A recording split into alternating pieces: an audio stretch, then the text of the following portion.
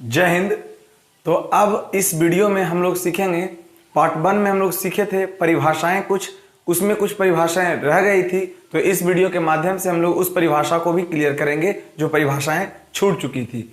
उन परिभाषाओं को भी बहुत अच्छे तरीके से समझेंगे, देखेंगे, क्योंकि परिभाषा बहुत इंपॉर्टेंट होता है। तो यह पार्ट 2 है इस वीडियो का। आप रियल नंबर का पार्ट 2 वीडियो है, आप देख रहे हैं। यदि आपने पार्ट 1 या सिलेबस वाला वीडियो नहीं देखा है तो जल्द जाकर के लिंक डिस्क्रिप्शन में दिया गया है, पहले उसे देख लीजिए। उसके बाद इस वीडियो को देखने पर आपको ज़्यादा अच्छा लगेगा और ज़्यादा आसान होंगे। इस वीडियो को उन व्यक्तियों के पास पहुंचा दें जिन्हें इस वीडियो की आवश्यकता हो। मुझे पता है कि इस वीडियो की आवश्यकता सभी लोगों को नहीं होगी, इसलिए उन छात्र एवं छात्राओं जो भी स्टूडेंट पढ़ने वाले हो, कृपया अगर उनके पास ये वीडियो पहुंचा देते हैं तो उनका कुछ लाभ हो सकता है। ठीक है, तो आइए शुरू करते हैं बिना कुछ देरी किए हुए। तो आइए देखते हैं इस परिभाषा को, क्योंकि इससे पहले जो हम लोग परिमेय वास्तविक संख्या को पढ़ लिए थे। तो आइए कुछ और इंपॉर्टेंट डिफिनीशन है जो आपको समझना बहुत जरूरी है। तो इसमें कहता है अभाज्य संख्या प्राइम नंबर। अभाज्य संख्या किसे कहते हैं? तो वैसी संख्या जो एक और अपने आप के अलावे किसी दूसरी संख्या से विभाजित नहीं होती है, वह संख्या अभाज्य संख्या कहलाते हैं। अभाज्य संख्या को रूढ़ संख्या भी कहते हैं। सबसे छोटी अभाज्य संख्या 2 होती है, क्योंकि यहाँ पे आपको याद रखना होगा कि एक अभाज्य संख्या यानी प्राइम नंबर नहीं होते हैं। तो देखिए एक बार समझिए एग्जाम्पल को कि 2 होता है, 3 एक ऐसी संख्या है, 2 एक ऐसी संख्या जो 1 से कटती है और 2 से कटता है। और ये देखिएगा 1 से और 3 के अलावा किसी और से नहीं। 4 नहीं होगा, क्योंकि 4 है जो 1 से भी कट जाता है, 2 से भी और 4 से भी, तो ये 4 नहीं होंगे। इसीलिए ऐसे एग्जाम्पल को आपको कम से कम 50 तक तो आप याद रखिएगा और बहुत फास्ट लिख पाएंगे। 2, 3, 5, 7, 11, 13, 17, 19, 23, 29, 31, 37, 41, 43, 47, और अगर आगे आप जाइएगा तो आपको मिल जाएगा 53 ... बहुत सारा संख्या मिलेंगी। तो ये सब संख्याएं अभाज्य संख्याएं हैं। नोट याद रखिएगा, थोड़ा सा बहुत इंपॉर्टेंट नोट है। कहता है कि सबसे छोटी सम अभाज्य संख्या जो होती है ना, वो 2 होती है। सबसे छोटी सम अभाज्य संख्या 2 होती है। मैट्रिक एग्जाम में, इस बार के एग्जाम में भी पूछा हुआ है और हर बार अक्सर पूछा जा रहा है। तो याद रखेंगे, यहाँ पे आप याद रखिए कि एक अभाज्य संख्या नहीं है। एक अभाज्य संख्या नहीं है, बहुत इंपॉर्टेंट बात है, इसके लिए समझिएगा। इसके बाद आप जानते होंगे कि कोई भी संख्या दे दे, वह एक और अपने आप के अलावे अगर किसी दूसरी संख्या से कट जाए, ना कटेगा तो होगा अभाज्य संख्या, और कट जाएगा तो उसे कहेंगे भाज्य संख्या, या इसको यौगिक संख्या भी कहते हैं। तो ध्यान दीजिएगा 9वां नंबर में, आप इसको नोट कर लीजिएगा। 9वां नंबर में ध्यान दीजिएगा, यौगिक संख्याएं,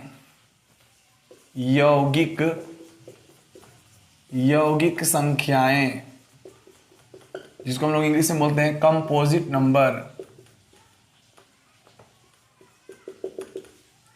नंबर्स। कहता वैसी संख्या जो एक और अपने आप के अलावे किसी दूसरी संख्या से भी विभाजित होती है, उसे यौगिक संख्या कहते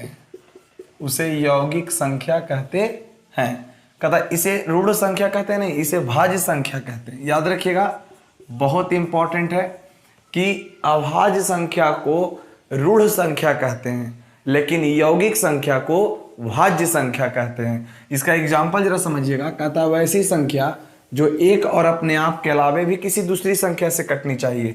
तो जैसे बोलिए तो सबसे छोटा में 4 आएगा, 1 से कटता है, 4 से कटता है और 2 से कटता है। उसके बाद आपको आ जाएगा यहाँ पे 6, उसके बाद आपको आ जाएगा 8, फिर आएगा 9, फिर आएगा 10, फिर आएगा 12, फिर आएगा 14, फिर आएगा 15, फिर आएगा 16, फिर आएगा 18, फिर आएगा 20, फिर आएगा 21। ऐसे करके बहुत सारी संख्याएं ऐसी होंगी जो एक और अपने आप के अलावे किसी भी दूसरी संख्या से कटती है। वैसी संख्याएं क्या कहलाती है? यौगिक संख्या कहलाती है, यानी कि भाज्य संख्या कहलाती है। बहुत इंपॉर्टेंट है। यहाँ पर नोट देखिएगा कि सबसे छोटी समभाज्य संख्या बोले आपसे 4 होगा। याद रखिएगा, कुछ लोग रट जाते हैं कि सम रहेगा तो ही बोल सकते हैं, ऐसा नहीं, सम रहे या सम ना रहे। आपसे पूछेगा कि सबसे छोटी अभाज्य संख्या क्या होती है, तो 2 होती है। और सबसे छोटी भाज्य संख्या बोले या यौगिक संख्या बोले, लेकिन अक्सर भाज्य ही लिखा होगा आपको, तो सबसे छोटी भाज्य संख्या जो होगी 2 होगी। और इसके लिए इसका नोट की जरूरत नहीं है कि एक के बारे में। क्लियर? तो अब देखिएगा, सबसे छोटी सम भाज्य संख्या बोले तो 4 और अभाज्य संख्या बोले तो कितना होगा? अभाज्य बोलेगा तो 2 और भाज्य बोलेगा तो 4 होंगे। इस बात को एकदम ध्यान दीजिएगा। चलिए, तो और भी कुछ एग्जाम्पल देखेंगे, परिभाषा देखेंगे, बिल्कुल आपको आसान तरीके से समझ में आएगा। तो आइए देखते हैं। देखिए, सह अभाज्य संख्या को समझ लेते हैं हम लोग। सह अभाज्य संख्या क्या होती है, को प्राइम नंबर क्या होते हैं? कहता है कि जब 2 संख्याओं का महत्तम समापवर्तक यानी HCF एक होता है, उसे हम लोग क्या कहते हैं? सह अभाज्य संख्या कहते हैं। देखिए यहाँ लिखा हुआ है, जब 2 संख्याओं का महत्तम समापवर्तक यानी HCF एक होता है, उसे सह अभाज्य संख्या कहते हैं। मैंने कुछ एग्जाम्पल लिखा, मैं बिना आपको बताया ऐसे कैसे लिख दूं कि यह सह अभाज्य संख्या का एग्जाम्पल है। तो सबसे पहले काम करना होगा, आपको 2 संख्या दी रहेगी तो दोनों संख्याओं का HCF निकालना। और आप जानते होंगे HCF कैसे निकाला जाता है, तो मैं जानता हूं क्या कि जो छोटी संख्या होती है उसे डिवाइड करते हैं बड़ी संख्या में।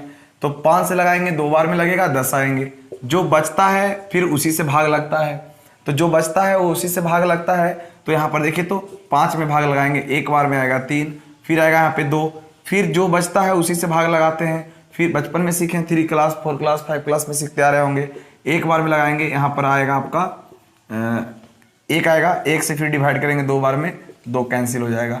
तो जो भाजक होता है ना, इसको भाजक कहते हैं। आप जानते होंगे, भाज्य बराबर भाजक गुने भागफल जोड़ शेष, आपको बाद में बताया जाएगा। लेकिन देखिए, यही HCF कहलाता है। जो भाजक किसी को शून्य कर देता है वही भाजक HCF कहलाता है। तो यही देखिए HCF यहाँ 1 आया, तो जिसका HCF 1 आता है वही कहलाता है कौन संख्या? सह अभाज्य संख्या।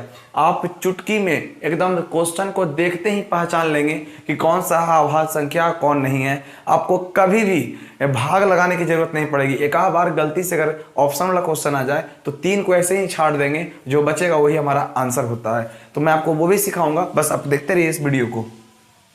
दूसरा एग्जाम्पल को समझते हैं कि 17 से डिवाइड करेंगे 20 में, तो लगाएंगे 1 बार में 17, तो आएगा माइनस में कितना आएगा? ये 3 आ जाएगा। तो 3 से डिवाइड करेंगे, 3 से डिवाइड करेंगे 17 में, तो 3 × 5 = 15 आएंगे। फिर बचेगा 2, फिर 2 से डिवाइड करेंगे 3 में, तो 2 दूनी 4 आएगा। सॉरी, 1 बार में आएगा, 1 बार में आएगा, तो यहाँ हो जाएंगे 2, तो फिर यहाँ पे हो जाएगा 1, 1 से फिर डिवाइड लगाएंगे 2 से, तो आएगा 2 बार में 2 से 2 कैंसिल। तो यही संगत भाजक होता है, और यही भाजक शून्य कर दिया।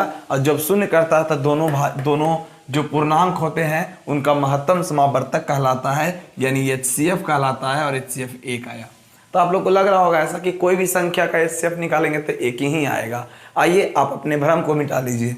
जैसे मैं लिया 14 तथा 26, मैं एक संख्या लिया 14 तथा 26, तो 14 से डिवाइड करेंगे 26 में, 14 से डिवाइड करेंगे 26 में, तो देखिए, तो 14 1 बार में 14 आएगा, घटाएंगे तो 12 आएगा, फिर 12 से लगाएंगे 14 बार में, 1 से आएगा, 1 बार में 12 आएगा, फिर यहाँ से कैंसिल होगा तो 2 बचेंगे, फिर 12 आएगा, तो 2 × 6 = 12।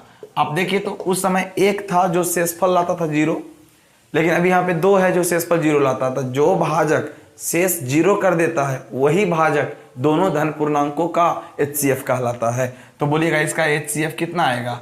इसका HCF 2 आएगा। तो जैसे बताइएगा, क्या 26 और 14 अभाज्य संख्या, सह अभाज्य संख्या होंगे? बिल्कुल नहीं। क्यों? क्योंकि इसका HCF क्या आया? 2 आया, इसलिए ये अभाज्य संख्या नहीं है। क्या इतना भाग लगा के चेक करेंगे? बिल्कुल भाग लगा के चेक नहीं करेंगे। तो आइए ऐसा क्या पढ़ेंगे कि भाग लगाने की जरूरत नहीं पड़ेगी। तो आइए इस नोट को ध्यान से देखिएगा। तो आइए देखते हैं कुछ इस प्रकार के नोट को, बहुत इंपॉर्टेंट है। यदि इस नोट को अगर बढ़िया से समझ लेते हैं तो मुझे आशा है कि ऐसे क्वेश्चन अगर आपके एग्जाम में आते हैं तो बिल्कुल आसान तरीके से टिक आउट करके पता कर लेंगे कि इसका कौन सा अभाज्य संख्या है। मैं आपको एक टेस्ट भी दूंगा, 2 क्वेश्चन दूंगा, देखते हैं बना पाते हैं कि नहीं। लेकिन पहले आइए इसको समझने के बाद। पहला देखिएगा, समझिएगा सभी लोग। कहता 2 अभाज्य संख्याओं का HCF हमेशा 1 होता है। याद रखिएगा हमेशा, बहुत इंपॉर्टेंट है, इस बार पूछा हुआ एग्जाम में। तो इसका एग्जाम्पल लिख देता हूं ताकि आपको सबको समझ में आए। इसे 5 अभाज्य संख्या है, मैं अभी पढ़ाया। 17 भी अभाज्य संख्या है, तो इसका HCF कभी भी निकालिएगा, इसका HCF हमेशा 1 होगा। और जिसका HCF 1 होता है वह सह अभाज्य संख्या होते हैं। 7 और 19 अभाज्य संख्या है। उसी प्रकार लिख सकते हैं 13 7 अभाज्य संख्या है, 2 5 अभाज्य संख्या है। तो ऐसी दो संख्याएं जो दोनों का दोनों अभाज्य हो, उन संख्याओं का HCF हमेशा 1 होता है। कभी भी अगर आपके एग्जाम में आ जाए तो बिल्कुल आप निश्चिंत होकर के डायरेक्ट मारिएगा इसका आंसर 1, और जिसका HCF 1 होता है वह सह-अभाज्य संख्या होता है, जिसे आप पहचान भी कर सकते हैं कि यह संख्या सह-अभाज्य संख्या होता है। आइए देखिएगा आगे। दूसरा कहता है दो लगातार सम संख्याओं का HCF हमेशा 2 होता है। जैसे देखिएगा एग्जाम्पल, जैसे लगातार का मतलब होता है 4 6 20 22 90 92, ये सारी संख्याएं लगातार है। 104 106, ये सारी संख्याएं लगातार है। तो जब जब लगातार होगा तो उसका HCF हमेशा 2 होगा। अभी मैंने आपको इससे पहले आपको सिखाया कि HCF निकालते कैसे हैं, तो बिल्कुल आप निकाल के एक बार चेक कीजिएगा, आपका आंसर हो ही जाएगा। लेकिन बहुत इंपॉर्टेंट, वेरी इंपॉर्टेंट, दो संख्याओं में यदि कोई एक भी संख्या अभाज्य हो लेकिन उस संख्या का गुणज ना हो तो उसका HCF सदैव 1 होता है।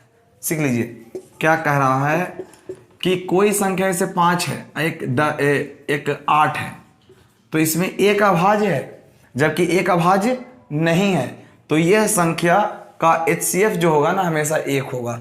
क्या नहीं रहने के लिए बोला? तब बोला कि 5 अगर अभाज्य संख्या है तो 5 का गुणज नहीं होना चाहिए, मैंने 10 नहीं होना चाहिए। अगर ये हो जाएगा गुणज तो इसका HCF 5 ना आ जाएगा, तो इसलिए कहता है ये गुणज नहीं होनी चाहिए। आगे समझिएगा, मैंने बोला कि 11 एक अभाज्य संख्या है जबकि 20 अभाज्य संख्या नहीं है।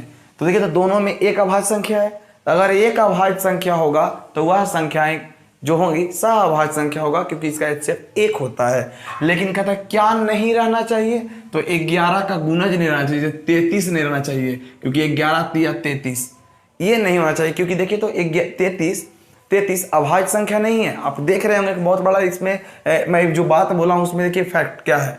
मैं बोला कि एक अभाज्य हो दूसर का अभाज्य ना हो, तो देखिए तो ये अभाज्य है लेकिन दूसर का अभाज्य नहीं है, लेकिन इस शर्त को पालन नहीं करेगा। कहता है गुणज ना हो। गुणज अगर हो गया या कोई उभयनिष्ठ संख्या हो गई तो वह संख्या कभी भी अभाज्य नहीं होगा। सॉरी, वह संख्या कभी भी क्या नहीं होंगे? तो सह-अभाज्य संख्या नहीं होंगे, क्योंकि उसका HCF 1 नहीं होगा। आगे समझिएगा इसको, ये समझ में आपको आया होगा बिल्कुल। गुणज ना हो मतलब ये ना हो। जैसे आपको मैं बोलूं आपको 5, जैसे मैं बोलूं 7, तो 7 का ऐसा नहीं कि 49 हो जाए, ऐसा ना हो, क्योंकि गुणज के रूप में अभाज्य है उससे क्या, लेकिन एक गुणज के रूप में 7 7 49 होता है। चलिए इस एग्जाम्पल को समझिए, बड़ा आसान है। दो अभाज्य संख्या समान हो तो उसका HCF वही होता है। देखिए अगर आपको इसका ज्ञान है तो आपसे कोई पूछे कि दो अभाज्य संख्याओं का HCF कितना होता है तो आप तो बोल दीजिएगा 1, लेकिन बताइए, आप खुद बोलिए कि आप ही बोलिए कि ये 7 कौन संख्या है? अभाज्य संख्या है। और ये भी कौन संख्या है? अभाज्य संख्या है। तो यही वाला चीज तो लिखा गया यहाँ पे, लेकिन थोड़ा सा मैं कुछ अलग आपको बताया ताकि आप कंफ्यूज ना हो। देखिए तो यहाँ लिखा हुआ कि दो अभाज्य संख्या का HCF हमेशा 1 होता है, तो बोलिए तो ये भी तो दो अभाज्य संख्या है, तो इसका भी तो HCF 1 होना चाहिए। लेकिन नहीं, मैं लिखवाया हूं कि दो अभाज्य संख्या समान हो, जब इक्वल हो तो उसका HCF 1 नहीं होता है। याद रखिएगा, उसका HCF वही होता है, माने इसका HCF 7 हो जाएगा। इसका HCF जो होगा वह वही रहता है, मतलब 7 ही रह जाएगा। जैसे बोलिएगा कोई आपसे पूछ दे या आप ही किसी से पूछिएगा कि बच्चा बताइए तो जरा, हमको बार बार बोलते हैं आपकी दो अभाज्य संख्याओं का HCF 1 होता है, तो जरा बताइए तो 13 और 13 तो दोनों एक ही ना है, दोनों अभाज्य संख्या है, तो इसका HCF भी एक ही होगा? नहीं। नोट देखिए, दो अभाज्य संख्याओं समान हो तो वह उसका HCF वही रहता है, यानी कि इसका HCF हमेशा क्या हो जाएगा? 13 ही हो जाएगा। 13 से 13 कट जाएगा तो भाजक जो होंगे वही तो HCF कहलाता है, तो HCF 13 हो जाएगा। क्लियर? अगला बहुत इंपॉर्टेंट, ये भी है बहुत आसान लेकिन है। कहता है एग्जाम्पल में कि दो लगातार विषम संख्याओं का HCF हमेशा 1 होता है। देखते हैं, चेक करते हैं। जैसे मेरे पास 15 है और विषम संख्या 17 है, ये दोनों लगातार है, तो लगातार का HCF सही बात है, इसका HCF जो होगा हमेशा वह 1 होगा, क्योंकि आप निकाल के देखिएगा। और नियम भी बताया मैंने कि ये दोनों में से कोई अगर एक अभाज्य हो तो उसका HCF हमेशा 1 होता है। क्लियर है? अगला अगर एग्जाम्पल समझना चाहोगे तो मैं ले लेता हूँ थोड़ा सा डिफरेंट लेता हूँ, 37 लेता हूँ 37 लेता हूँ और 37 के बाद 39 होता है लगातार। देखिए तो होता है ना, मैंने अभी बताया कि वैसी संख्या लेना जिसमें से एक अगर अभाज्य है, दूसरा का रहे या ना रहे, तो उसका HCF हमेशा एक होता है। जबकि नोट भी लिखवाया कि उसका HCF हमेशा एक होता है, का HCF हमेशा क्या होता है। आई होप मैं समझ सकता हूं कि आपको बहुत अच्छे तरीके से समझ में आया होगा।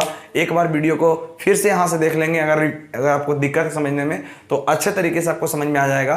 तो आइए और भी एग्जांपल को लेते हैं। पहले एक बार इसको नोट कर लीजिए, समझ के कीजिए। अगर किसी प्रकार का दिक्कत है तो कमेंट बॉक्स में कीजिए, और कमेंट बॉक्स में आप कीजिएगा कमेंट, उसके बाद मैं आपका रिप्लाई बिल्कुल दूंगा।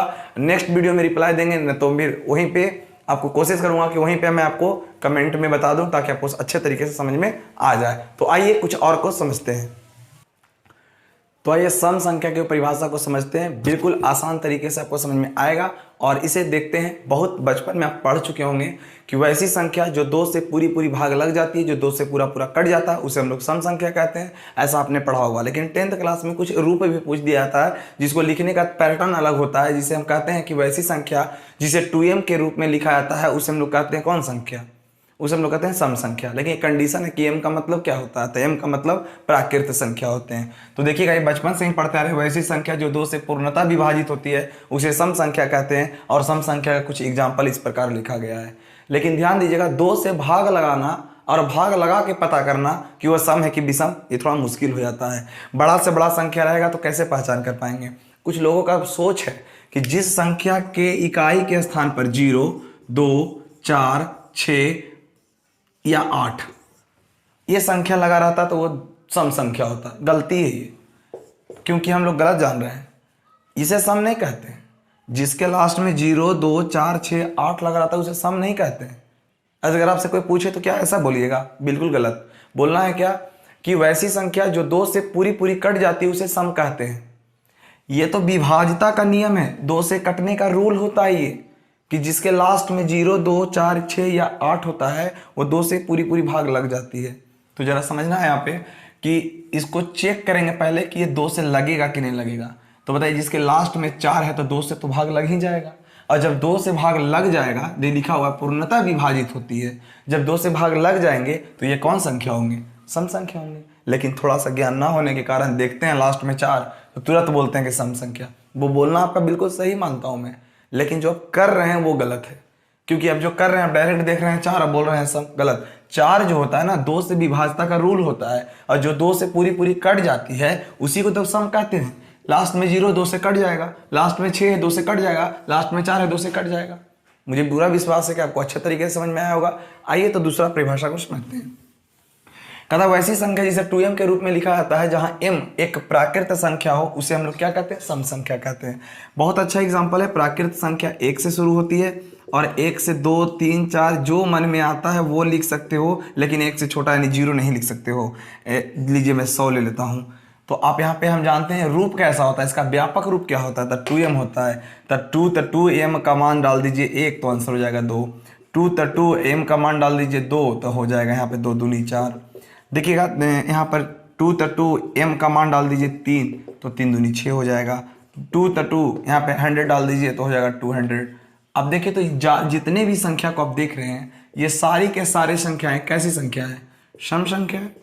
तो याद रखिए, परीक्षा में अगर पूछा जाए कि निम्नलिखित में कौन सम संख्या का रूप है, कभी कभी ऐसे पूछ देगा 2m minus m minus 1, 2m plus 1,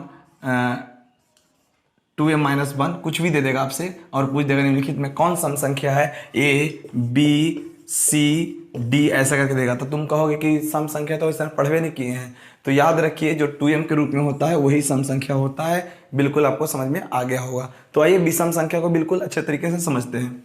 देखिए, इसी को थोड़ा सा मिटा के सुधार देता हूं, विषम हो जाएगा। विषम संख्याएं, इसको इंग्लिश में बोलते हैं ऑड नंबर्स। तथा वैसी संख्या जो 2 से पूर्णतः विभाजित नहीं होती है, यहाँ पे नहीं लगा लेना है, तो नहीं होती है कॉमा, उसे विषम संख्या कहते हैं। उसे विषम संख्या कहते हैं। और कुछ नहीं, हमने अभी बोला क्या कि जिसके इकाई के स्थान पर 0, 2, 4, 6, 8, ध्यान दीजिएगा, 0, 2, 4, 6, 8 लगा रहेगा तो 2 से कट जाएगा। तो क्या क्या लगा रहेगा तो 2 से नहीं कटेगा? तो 1, 3, 5 7 9, ये अगर लगल रहेगा तो वह 2 से नहीं कटेगा। तो इसको याद करेंगे। इसको क्यों याद करेंगे? बस इसको याद रखिए ना। अगर ये मिल जाएगा तो बोलेंगे कि 2 से कट जाएगा। अगर ये इसमें से कोई अगर नहीं मिलेगा तो कहेंगे 2 से नहीं कटेगा। तो देखिए, तो अगर मैं यहाँ पे 3 रखता, बताइए तो जल्दी से कि 2 से कटेगा? बिल्कुल नहीं, क्योंकि 0 2 4 6 8 तो है ही नहीं। तो जब 2 से नहीं कटेगा तो जो 2 से नहीं कटता है उसे क्या कहते हैं? विषम संख्या। तो ये विषम संख्या हो जाएगा। जरा इसको 1 लिख देंगे तो यहाँ कटेगा 2 से? नहीं, तो विषम संख्या हो जाएगा। जल्दी से बताइए कि यह विषम संख्या होगा कि नहीं होगा? विषम संख्या होंगे। यहाँ पर मैं अगर मैं यहाँ पे 5 कर देता हूँ तो ये भी विषम संख्या होगा, क्योंकि जो 2 से नहीं कटता है उसे ही विषम संख्या कहते हैं। तो आइए देखते हैं कुछ और इसको। वैसी संख्या जिसे 2m+1 के रूप में लिखा जाता है, 2m+1 के रूप में लिखा जाता है, उसे हम कहते हैं कौन संख्या? विषम संख्या कहते हैं। इसमें एक कंडीशन अप्लाई है कि यहाँ पर प्राकृत नहीं बल्कि m एक पूर्ण संख्या होगा। और मुझे अच्छे तरीके से पता है कि पूर्ण संख्या, और आप भी पढ़े होंगे पिछले वीडियो में, अगर आप सीखे होंगे तो पता होगा कि पूर्ण संख्या 0 से शुरू होती है। तो m बराबर हो जाएगा 0। अब फॉर्म होता है 2m+1। तो ध्यान दीजिए, पुट करिए इसमें। 2 × 0 + 1 बराबर, तो पिछले क्लास में बताया गया था कि 0 से किसी भी संख्या में गुना किया जाए तो उसका मान हमेशा 0 होता है, और 0 + 1 करने पर कुछ बदलाव नहीं बल्कि वही रह जाते हैं। क्लियर? उसके बाद m का मान डाल देंगे हम लोग 1। तो m का मान डालेंगे 1, तो 2 गुना यहाँ पर 1 होगा +1, तो 2 × 1 तो 2, और 2 1 3 हो जाएगा। फिर m का मान डाल देंगे हम लोग 2, तो यहाँ हो जाएगा 2 × 2 + 1, तो 2 दूनी 4, 1 हो जाएगा 5। कुछ भी डालिए ना, आप डालिए, लीजिए यहाँ पे डालते हैं 7, तो 2 × 7 + 1, तो 7 दूनी 14, 1 15। जो भी संख्याएं आप देख रहे हैं ये सारी संख्याएं विषम संख्या है, सारी संख्याएं विषम संख्या है। बिल्कुल आप इसको अच्छे तरीके से समझ गए होंगे। मुझे आशा है कि बहुत अच्छे तरीके से समझ में आया होगा। यदि परीक्षा में पूछ दिया जाए, आपसे पूछ दिया जाए कि बताइए कि निम्नलिखित में कौन विषम संख्या का रूप होता है, निम्नलिखित में कौन विषम संख्या का रूप होता है, तो जल्दी से बोलिएगा आप, जल्दी से बोलिए कौन सा आंसर होगा। तो बिल्कुल आपको इसी फॉर्म में दिया जाएगा। अगर आप मॉडल पेपर, गेस्ट पेपर उलट के देखते हैं अगर पहला चैप्टर का ऑब्जेक्टिव, तो इसी तरीके से मिलेगा। तो याद रखिएगा, सम बोलेगा तो 2m हो जाएगा, सम बोलेगा तो 2m हो जाएगा, और विषम बोलेगा तो 2m-1 हो जाएगा। बिल्कुल आपको अच्छा तरीके से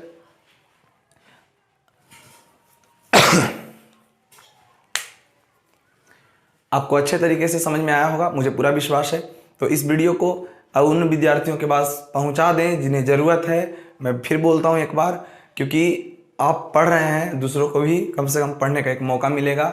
और जो भी वीडियो बनाया गया है सबको प्लेलिस्ट दे दिया गया और डिस्क्रिप्शन में लिंक दे दिया गया। अगर आपको वीडियो खोजना पड़ता है इधर उधर तो खोजने की ज़रूरत नहीं है, आप सर्च कर सकते हैं यूट्यूब पे ओम साई क्लासेज राहुल सर, तो आपका वीडियो फर्स्ट में ही, शुरू में ही आपका आएगा। उसके बाद आप वीडियो को देख सकते हैं। और उतना भी आसान आपको कर दिया गया कि प्लेलिस्ट में एक ही जगह सारा वीडियो आपको मिल जाएगा। आप देखिएगा, प्लेलिस्ट में बना होगा वीडियो। यूट्यूब पे अपने चैनल पे जाइएगा, अपना जो वीडियो देख रहे हैं उस चैनल पे जा करके आप देख सकते हैं बिल्कुल आसान तरीके से कि एक ही जगह सारे वीडियो बनाए जाएंगे और दे दिया जाएगा, ताकि आपको इधर उधर खोजने की जरूरत नहीं कि पार्ट 1 कहाँ है, तो पार्ट 2 कहाँ है, पार्ट 3 कहाँ है।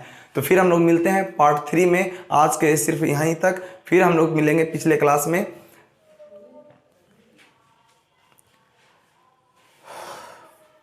तो आज के लिए बस इतना ही, फिर मिलते हैं हम लोग नेक्स्ट वीडियो में। जय हिंद।